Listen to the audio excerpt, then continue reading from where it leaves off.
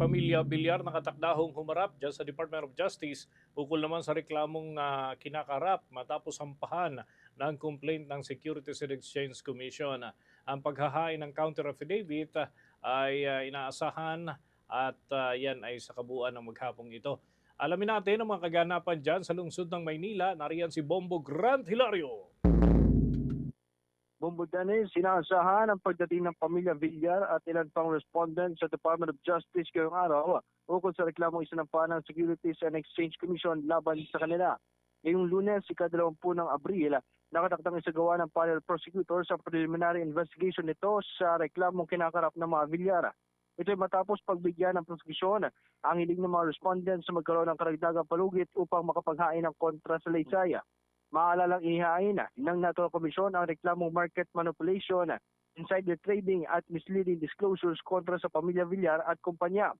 Partikular na nirereklamo ng Natural Commission ang kumpanyang Villar Land Holdings Corporation, sina dating Senador Manuel Villar Jr., Cynthia Villar, Cynthia Havares, Senator Camille Villar, Senator Mark Villar at iba pa.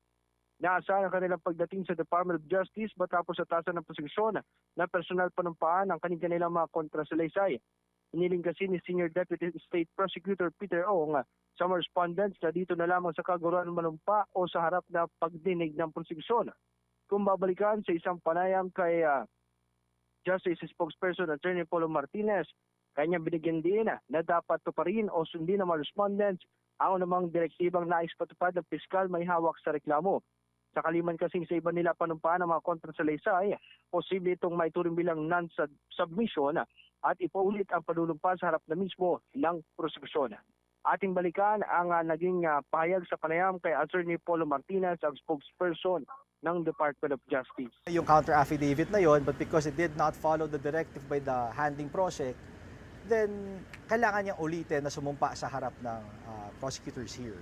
Diba? It doesn't void the actual document. It just makes it, para kumbaga, non-submission lang ang effect.